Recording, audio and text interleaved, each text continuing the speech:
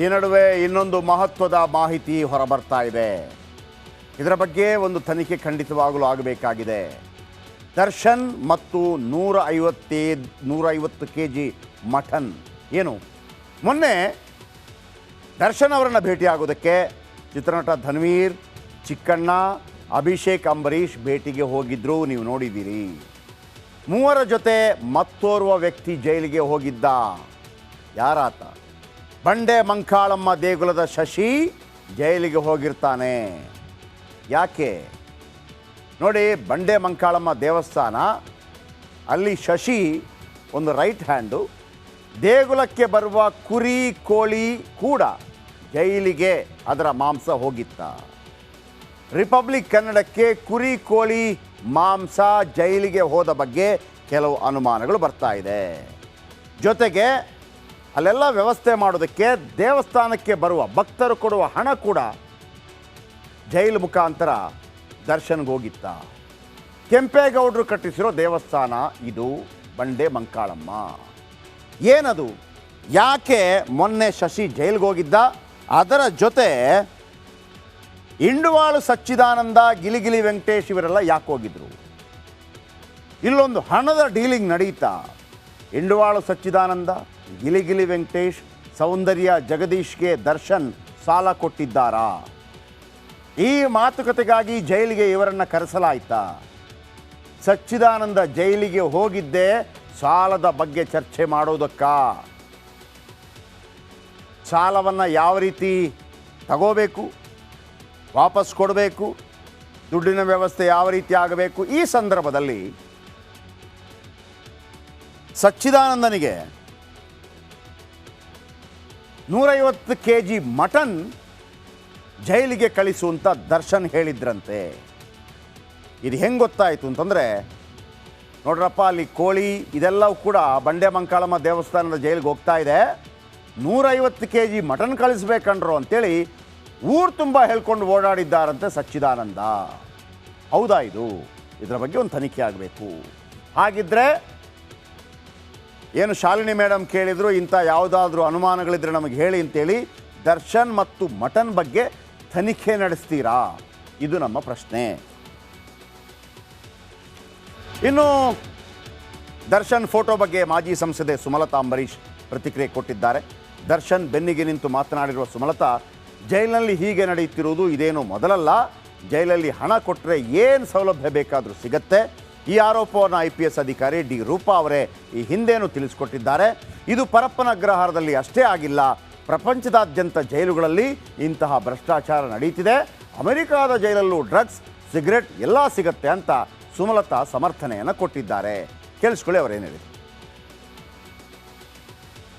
ಜೈಲಲ್ಲಿ ಈ ರೀತಿ ನಡೀತಾ ಇರೋದು ಇದೇ ಫಸ್ಟ್ ಅಂತ ನೀವೇ ಎದೆ ಮುಟ್ಕೊಂಡು ಹೇಳಿಬಿಡಿ. ಎಷ್ಟು ವರ್ಷಗಳಿಂದ ಈ ರೀತಿ ನಡೀತಾ ಇದೆ, ಯಾಕೆ ನೀವು ಇದನ್ನೆಲ್ಲ ಹೈಲೈಟ್ ಮಾಡಿಲ್ಲ ಈವರೆಗೂ? ದರ್ಶನ್ ಇರೋದ್ರಿಂದ ನೀವು ಅದನ್ನು ಫೋಕಸ್ ಮಾಡಿ ಅವ್ರದ್ದೇ ತಪ್ಪು ಅನ್ನೋ ಥರ ಒಂದು ರೀತಿ ಫೋಕಸ್ ಆಗ್ತಿದೆ. ಬಿಟ್ಟರೆ ಇದರ ಬಗ್ಗೆ ರೂಪಾ ಅವರು ಪ್ರಿಸನ್ DGPನ ಏನೋ ಇದ್ರು ಅಂತ ಅನಿಸುತ್ತೆ. ಆ ಕಾಲದಲ್ಲಿ ಅವ್ರು ರೇಸ್ ಮಾಡಿದಾಗ ನೀವು ಯಾಕೆ ಹೈಲೈಟ್ ಮಾಡಿಲ್ಲ? ಯಾಕೆ ಕ್ವೆಶ್ಚನ್ ಮಾಡಿಲ್ಲ ಸರ್ಕಾರವನ್ನು? ಯಾಕೆ ಇದಕ್ಕೊಂದು ಸೊಲ್ಯೂಷನ್ ಬೇಕೇ ಬೇಕು ಅಂತ ನಿಮ್ಗೆ ಅನಿಸಲಿಲ್ಲ? ಈ ಇನ್ನೊಂದು ರೀತಿಯಲ್ಲಿ ಹೇಳಬೇಕು ಅಂದರೆ, ಇದು ಬರೀ ಬೆಂಗಳೂರು ಪರಪ್ಪನ ಅಗ್ರಹಾರ ಜೈಲಲ್ಲಿ ನಡೆಯೋದು ಅಂತ ನನಗೆ ಅನಿಸ್ತಾ ಇಲ್ಲ. ಇದು ಪ್ರತಿ ಒಂದು ಕಡೆ ನಡೀತಾ ಇರೋ ವಿಷಯ. ನೀವು ಪ್ರತಿಯೊಂದು ಜೈಲಿಗೆ ಹೋಗಿ ನೀವು ಈ ಥರ ಹೈಲೈಟ್ ಮಾಡಿ ಆವಾಗ ನಾನು ಒಪ್ಕೊತೀನಿ. ಬರೀ ಕರ್ನಾಟಕದಲ್ಲೆಲ್ಲ, ಇಂಡಿಯಾದಲ್ಲಿ ಅಥವಾ ಪ್ರಪಂಚದಲ್ಲಿ ನೀವು ಅಮೆರಿಕಾಗೆ ಹೋಗಿ ಅಲ್ಲೂ ನಿಮಗೆ ಫೋನ್ಗಳು, ಡ್ರಗ್ಸು, ಸಿಗರೆಟ್ಸು ಎಲ್ಲನೂ ಸಿಗುವಂಥ ವ್ಯವಸ್ಥೆ ಒಂದು ಸಿಸ್ಟಮ್ಯಾಟಿಕ್ ಆಗಿ ಪ್ರತಿಯೊಂದು ಜೈಲಲ್ಲಿ ನಡೀತಾ ಇದೆ. ಇದು ಕರಪ್ಷನ್, ಅಫ್ಕೋರ್ಸ್. ಇದು ಸರಿ ಅಂತ ಹೇಳೋಕ್ಕೆ ಚಾನ್ಸೇ ಇಲ್ಲ. ಇದು ಕಾನೂನಿಗೆ ಇದು ವಿರುದ್ಧವಾದದ್ದು. ನಮಸ್ಕಾರ, ಕರ್ನಾಟಕ ಪ್ರೈಮ್ ಟೈಮ್ಗೆ ಸ್ವಾಗತ. ನಾನು ಜಯಪ್ರಕಾಶ್ ಶೆಟ್ಟಿ. ಇಡೀ ಕರ್ನಾಡು ಇವತ್ತು ರೆಬೆಲ್ ಆಗಿ ನಿಂತಿದೆ. ಈ ಹಗರಣಗಳನ್ನು ಸದನದಲ್ಲಿ ಪ್ರಸ್ತಾಪ ಮಾಡಲು ಕೂಡ ಕಾಂಗ್ರೆಸ್ ಹಿಂದೇಟು ಹಾಕಿದ್ದೇಕೆ? ನಿಮ್ಗೆ ಸಂಬಳ ಅದಕ್ಕೆ, ನಿಮಗೆ ವಾಹನ ಅದಕ್ಕೆ, ನಿಮಗೆ ವೆಪನ್ ಅದಕ್ಕೆ, ನೀವು ಅದನ್ನು ಸೆರೆ ಹಿಡಿಬೇಕಾಗಿತ್ತು. ನೀವು ವಿದ್ಯುತ್ ಬರ ಇದೆ ಅಂತ ಹೇಳ್ತಾ ಇದ್ದೀರಿ, ಎಲ್ಲಿ ಬರ ಇದೆ ನೀವು ಹೇಳಬೇಕು. ಪಾಕಿಸ್ತಾನ್ ಆಕ್ಯುಪೈಡ್ ಕಾಶ್ಮೀರ್ ಅದು ಎಂದೆಂದಿಗೂ ನಮ್ಮದು. 40 ಮೆಷಿನ್ಗಳು ತಂದಿತ್ತು ನೋಟ್ ಎಣಿಸುವುದಕ್ಕೆ, ಅದೇ ಹಾಳಾಯಿತು. ಮಥುರಾದ ಗಲಾಟೆ ಇದೆಯಲ್ಲ, ಅದು ಸ್ಥಳೀಯವಾಗಿ ಕೂತು ಪರಿಹರಿಸಬಹುದಾದಂಥ ಕಾನೂನಿದೆ. ಗ್ಯಾರಂಟಿ ಯೋಜನೆಯಿಂದ ನಷ್ಟ ಆಗಿದೆ, ಲಾಭ ಆಗಿದೆ, ದಯವಿಟ್ಟು ಹೇಳಿ.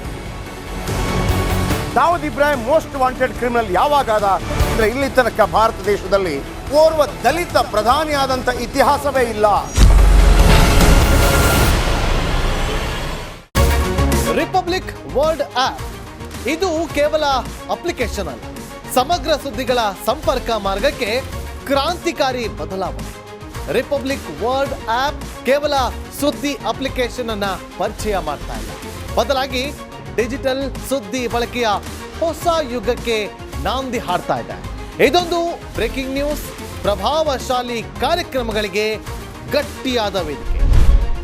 ರಿಪಬ್ಲಿಕ್ ವರ್ಲ್ಡ್ ಅಪ್ಲಿಕೇಶನ್ ಈಗ ಲೈವ್ ಆಗಿದೆ.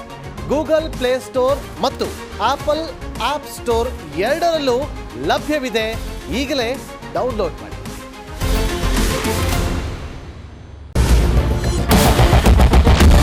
ಕ್ಯಾಪ್ಟನ್ ಅರ್ಜುನ್ ಕೊಂದಿದ್ದು ಯಾರು? ಅವ್ರ ನರೇಟಿವ್ ಎಲ್ಲಿಗೆ ತಂದಿಟ್ಟಿದ್ದಾರೆ ಅಂತಂದ್ರೆ ಸಂಪತ್ತನ್ನ ಹಂಚಿಬಿಡೋದು ಅಂತ. ಇದು ಸ್ಟುಡಿಯೋ ಟಿಪ್ಪು ಜಯಂತಿ ಮಾಡಕ್ಕೆ ಅವ್ರಿಗೆ ಖಂಡಿಸಿದ್ರು. Very nice. ಯಾರು ತಪ್ಪು ಮಾಡಿರೋದಿಲ್ಲಿ? ಓಲೈಕೆ ಹೇಳಿಕೆ ಇದು ಅಂತ ಹೇಳಿ ಯಾಕೆ ಪರಿಗಣಿಸಬಾರದು? ಕಿಚ್ಚಕ್ಕಲ್ಲ ಇದು ವೇದಿಕೆ. ಇದು ಫೋಟೋ ಎಲ್ಲರದು ಒಂದು ಟೈಮ್. ನಿಮ್ಮ ಸಮಯ ಮುಗಿದಿದೆ. ಅವ್ರು ಹೇಳೋಕ್ಕಿಂತ ಮುಂಚೆನೆ ಹೇಗೆ ಪ್ರತಾಪ್ ಸಿಂಹ ಪಾಸ್ ಕೊಟ್ಟಿದಂತ ಆಗ್ಲಿ ಡಿಕ್ಲೇರ್ ಆಗೋಗಿತ್ತು ಅಂತ ನನಗೊಂದು ಡೌಟ್ ಬಂತು. ಸಾಕು ನಿಲ್ಸ್ರಿ, ಸಾಕು ನಿಲ್ಸಿ. ಕೆಟ್ಟ ಪದ ಬಳಕೆ ಕಾಂಪಿಟೇಷನ್ ಇಟ್ಟಿಲ್ಲ ನಾವಿಲ್ಲಿ.